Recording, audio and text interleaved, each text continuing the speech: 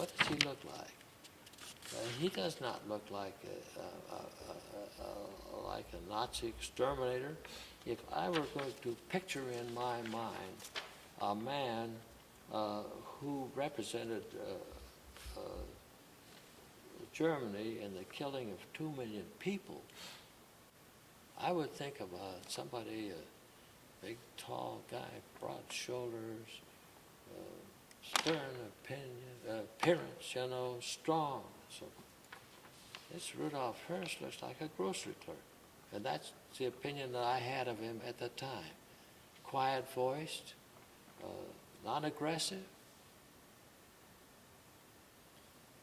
Unbelievable. And yet he was the one in charge. That's Hoess. That's it.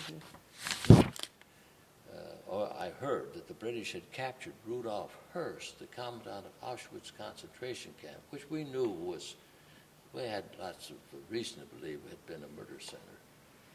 I immediately asked the British to send Rudolf Hoess to Nuremberg, where I might interrogate him.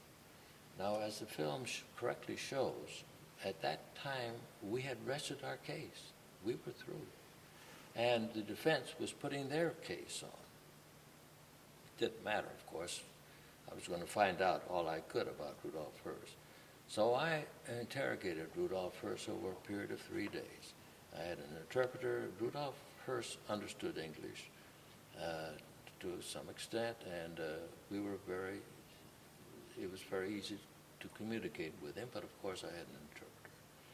And I went over his whole experience and his whole life, in fact. And after finishing this, I wrote up a draft of an affidavit based absolutely upon what he had told me. And I then submitted the affidavit to him one afternoon. We went over it carefully, made corrections, was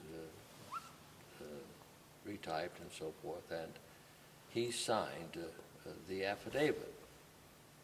Now, in this affidavit, as the film correctly shows, Rudolf Hoess said that he had been assigned, he of course had served in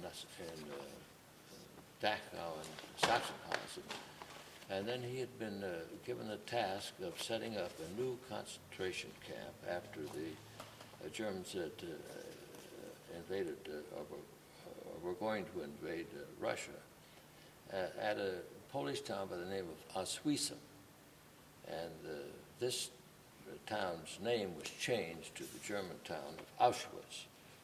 And Hoess's function at that time was to establish this town, this facility, to mainly take care of Russian prisoners of war. That was the idea of it. And they brought inmates from other concentration camps in Germany, and they built the buildings in Auschwitz to provide this facility. But in May 1941, Rudolf Hoess was amazed to receive a call from Heinrich Himmler in Berlin. Now, Himmler was second only to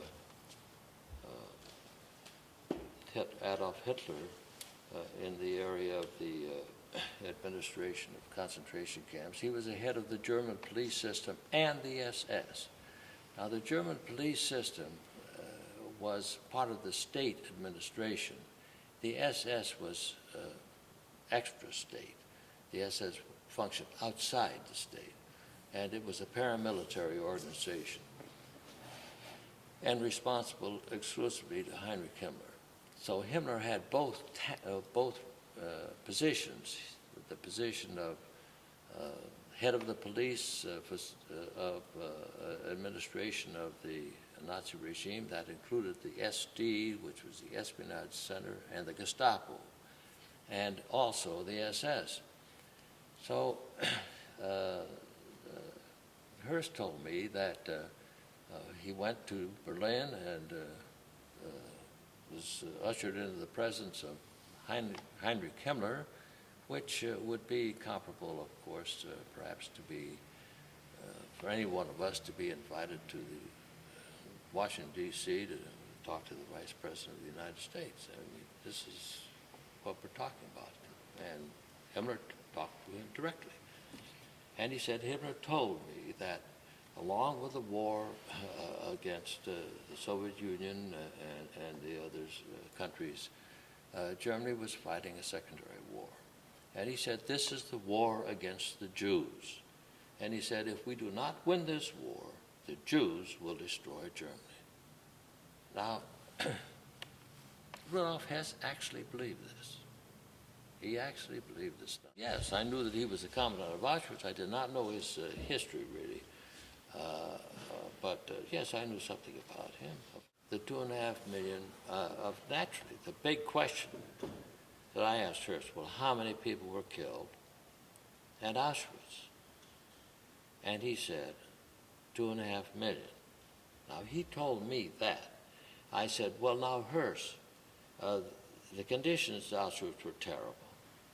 People were starving, many of them. Many others died. Now, how many died? I'm not talking about those who were sent to the crematory. How many died just from natural causes? Well, he said maybe another 500,000. So that gave me the figure of 3 million, which I put into the affidavit. And so that was it, and that way the 3 million figure came into. What's your reaction? You hear that number. That is just, you can't comprehend. Well, are you a lawyer? All right. When you're a lawyer, you have to set aside your emotions at that point, don't you? When you interrogate a witness, no matter what he says, you're trying to get the truth. And this is very important. To get this figure out of Rudolf Hoess was perhaps the most significant thing of the whole trial with respect to the Holocaust. Mm-hmm. So, you know, you just have to put that out. Now I'm emotional about it. At that time, I wasn't. Yeah. I was trying to get the facts. I was happy that he told me 2.5 million, because I could put that down in the affidavit and have him sign his name to it. Now, the big problem was we had rested our case.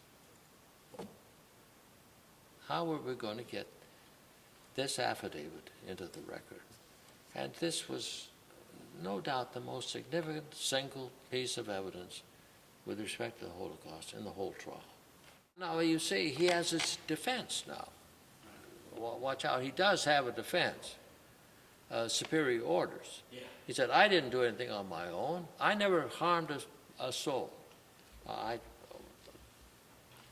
Heinrich Himmler told me we had to establish this extermination center because the Jews were going to destroy Germany if we lost the war. He told me to do this. I'm only carrying out his orders. I'm a small man. And I didn't kill anybody personally. I didn't do anything. You know, he could separate that in his mind. An agreement had been reached by the Allied, by President Roosevelt and Prime Minister Churchill and Stalin at the Moscow Conference in 1943, that those German defendants whose crimes had been committed in occupied territories would be returned to those territories for trial and punishment by the countries in which they had committed their crimes. So, of course, Rudolf Hoess's crime was committed in Poland. Therefore, at the end of our trial, the Poles requested that we turn Rudolf Hess over to them for trial. And we actually agreed to do so since we were committed to that under the Moscow Agreement. Naturally, the confession which he had given to me in Nuremberg was the key piece of evidence that they introduced in the Warsaw trial, executed by hanging